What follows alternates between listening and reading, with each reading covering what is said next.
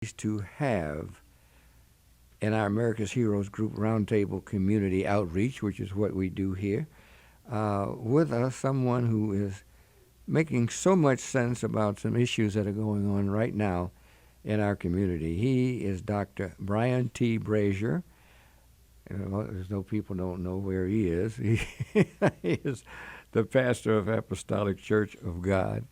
And thank you so much for being here. Cliff, it is an absolute pleasure to be with you again. And again, we send our condolences on the passing. Thank you of so your much. family member, absolutely. So, again, thank you for being here. You've got a lot to do with veterans. Yes. And in the church, in the community. We all do in the community.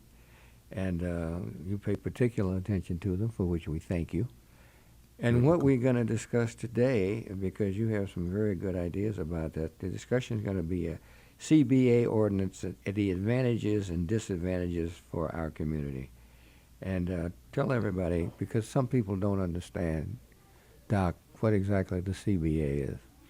Well, the CBA is actually a legal document that goes on between the community and typically a developer or a municipality. And it outlines certain benefits that come to a community based on that development and the needs, because African American communities have been so disadvantaged and so taken advantage of by developers. And people are very sensitive about two elements. One is gentrification and the other is displacement. Mm-hmm. But the reality is that gentrification does not cause displacement. It's displacement that actually causes gentrification. People can't move in unless other people move out. And what we found back in the 90s, when the Daley administration had a very specific mission to tear down as much property as they could, which is why we have so much public vacant land on the south side. Mm-hmm. That now other people who want to come into our communities can actually look at the public land and they can say, okay, how do you do this? Yes, we'd like to do this, and you can see people coming in, trips. They have trips in. They've got tour buses coming in, and the north side now has become so dense and so unaffordable that now they're looking at how do you move south, which then you can begin to understand how the South Loop was built, how the West Loop was built, and how it begins to move south. But we've come to understand that the city has relied on private development in order to do certain things. So it is actually private development that is the cause for non-development in communities. So that when they do develop, then they want their top elements and their top price from it, and many times people can't afford those kind of rents, and you have to and they wait until it's in their best interest, which is why we still have Michael Reese still vacant for decades. Mm-hmm. Mm-hmm. The South Works is still vacant for decades. The State Street corridor is still vacant. And we recognize that private development alone cannot provide or build or rebuild our communities the way we would want them to build. Well, as you point out, Doc, those areas are still there, vacant. Yes. Yeah, they are. By the way, make sure you have the call-in line number, 312-374-8130. 312-374-8130. So what do you think, Dr. Brazier, is the best thing? They've got the CBA ordinance that you were just discussing. What's the best way? What's going to happen here? What's the best way it can happen? Well, you have to. You've got so much influence there because you've got so much property the influence that you have over so many people, what would you want to see? Well, what we have, Cliff, is we have to separate out what a CBA is separate from the ordinance. Okay. Because the ordinance is not, maybe said it's a CBA ordinance, but it really, it's not, it is a housing ordinance. It's not a CBA ordinance. It's really a housing ordinance. So I'm all for community benefits. But at the same time, it's got to be spread equally. The ordinance doesn't do that. And that becomes problematic. So as we take a look at how does a community actually rebuild itself? First, the community has to be organized in a way that addresses the systemic issues within the community. It has to be able to address education. It has to be able to address safety, and then economic development. Because if you have poor schools and high safety, then you're not going to get the economic development that you're looking for. So we first have to do that, and we cannot rely strictly on legislation or just response from the police if you're looking at safety. Because if you only look at response, then you're only looking at arrest. The second element of the safety piece really is how do you intervene into someone's life? Then how do you prevent? Because unless you address little Malik, who's 5, he'll become a shooter when he's 13. So you continue the cycle. How does a community wrap itself and organize itself to address its education, its safety, and then its economic development?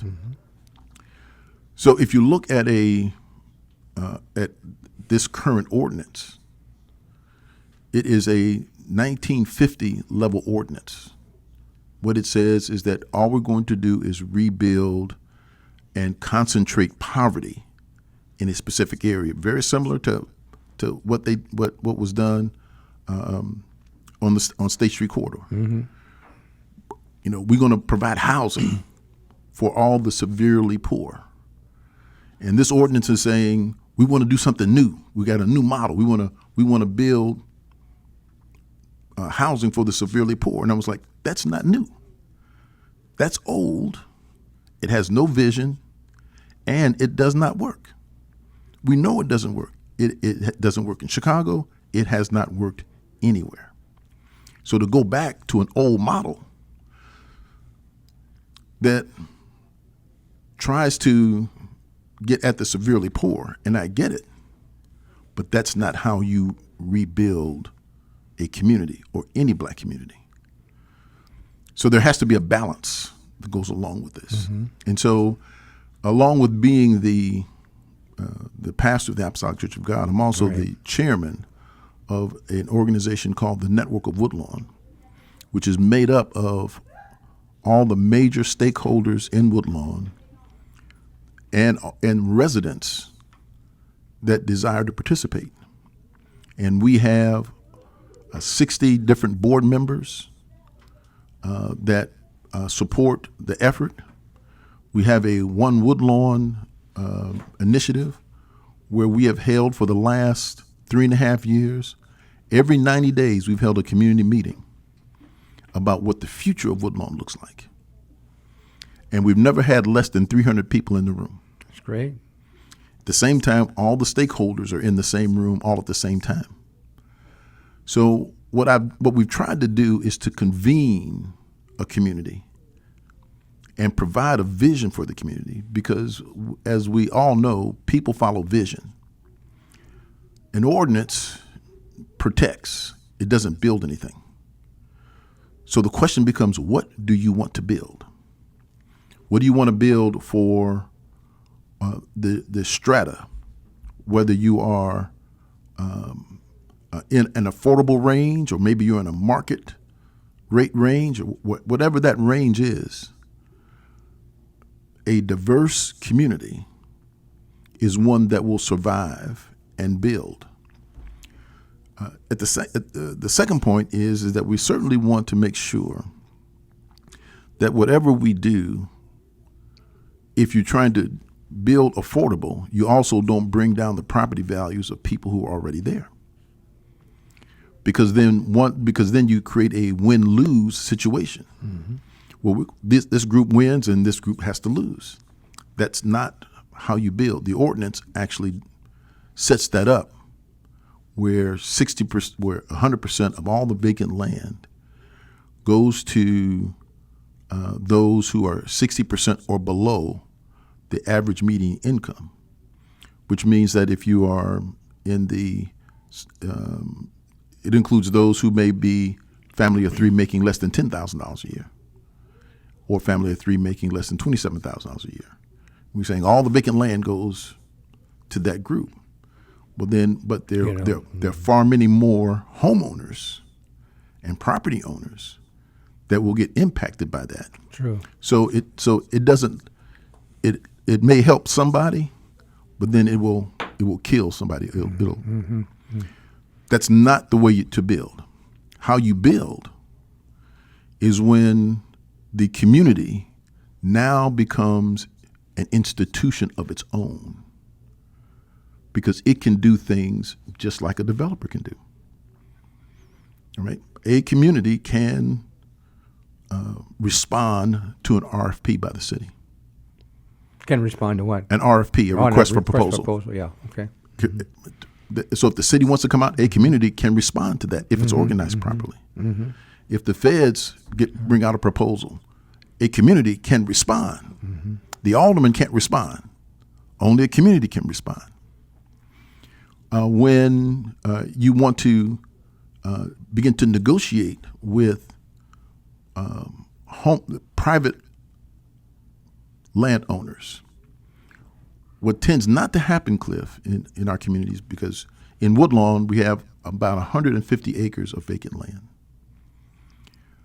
More than half of it is owned privately. And much of that is owned by people who don't even live in Illinois. So in order to build, you have to have a compelling conversation with them as to what their investment is going to be like. So who has that conversation? To date, no one is having that conversation. But an organized community, the Network of Woodlawn, in their plan will have that conversation with private landowners. And many, you say, don't live in the community. Half of them don't live in the community. They don't even live in the state of Illinois. Okay. The other side of this, then, Cliff, is not just the vacant land, which is what they're trying to get at, but Woodlawn alone has 300 vacant buildings that are empty. They're abandoned. How does a community aggregate those buildings? And primarily it comes through the Cook County Land Bank. And begin to say, we're going to provide the financing for the rehabilitation of these buildings. We're going to organize the developers that are indigenous to Woodlawn or indigenous to our community. So if you have 300 empty buildings, Cliff, I will bet that we will be able to get 15 rehabbers. You got 5 buildings apiece. Every year you got 5 buildings, and in 5 years we'll have a completely different community. That's a good point. So it really comes down to not what you put in an ordinance, but actually what you convene and organize to happen. Only an institutional community can do this. And Woodlawn now is institutionalized in a way that we are now prepared to go into the market and actually look for our own financing. So I'm not looking to the Illinois group. I'm not looking to look at 4% tax credits or 7% tax credits. We're going to go into the market and say, we want you to help us rebuild Woodlawn. And we've done all the necessary studies. We've got, here's what our land looks like. Here's the property values. Here's where it is. Here's what we want to do. We got 3 abandoned schools. Right? What are we going to do with those schools? So we have plans for those schools. Abandoned schools. Yeah. And one includes, one school does, we actually have plans for 4, but one of those schools is actually in Washington Park, Betsy Ross School. Oh, yeah, right. Because nobody has said anything about Betsy Ross. And when people ask me, they say, well, Dr. Brazier, he said, why are you so interested in Betsy Ross School? I said, I was born in Washington Park. The first church of the Apostolic Church of God was founded in Washington Park. Right? I was born there. I went to Betsy Ross School. I currently live in Washington Park. I said, now, if anybody else wants to do this that live in Washington Park, have at it. I'll back off. But until then, we're looking at the surrounding areas, and we understand. So as Woodlawn goes, so does Washington Park. Yeah, that's a good point. So what kind of response, Dr. Brazier, are you getting from the city? Well, that when I say that, the network of Woodlawn. They are aware of our planning. Of course. And our planning, their slice of that planning really only includes the vacant land. Okay. The other 3 pieces that deal with the abandoned buildings, the conversation with private landowners, even the rehabilitation of properties of residents who live there who may not be able to afford to actually upgrade their properties. We're going to still move on those things while the mayor, who is certainly trying to get at everything she possibly can right now. She's got a big weight. Yeah. Not everything that every community person wants to do, she's going to be able to get at. She's only been in office, 3-4 months? So what we have to do is to make sure that our plans get communicated to the city, to the county, but also to one another. So we've got a complete network of people, and we touch on a quarterly basis over 600 people every month to begin to prescribe. Here's where we're going. Here's what we're doing, and the ordinance is really not in competition with what we want to do. That is a set aside. Gotcha. It's not a building plan. It's just a set aside. What we're trying to do is that whatever you decide, whatever the city decides, because I don't believe they're going to do 100% affordable at that rate. But whatever they decide, it'll get incorporated into the network of Woodlawn plan. Gotcha. Well, I think that's a great thing. That's going to help a whole lot of people, obviously. The network of Woodlawn, Dr. Brazier. If people are listening who would like to get involved and notified, how would they do that? We have a One Woodlawn meeting every 90 days, and our next one is going to be the 24th of this month. It'll be at the church. It'll begin at 6:30. 24th of October. Right. 6:30 is the next meeting, and the address of the church, 6320 South Dorchester. As though somebody doesn't know. I just want to thank you so much, and America's Heroes Group. We're concerned, obviously, about all the vets that are looking for homes, and because all that you do for the veterans right there at the church. Right. Yeah, so we just appreciate what you're doing. Well, I will tell you, veterans are extremely important. Yep. We have we really honor our veterans. I know you do. Started with my father, and we now have a nonprofit organization named after my father and mother. That's great. That concentrates specifically on veterans, and so I'm with you 100%. Thank you so much for coming out. Thank you, Cliff. Appreciate you. You We'll bet. talk soon. All right. Bye-bye.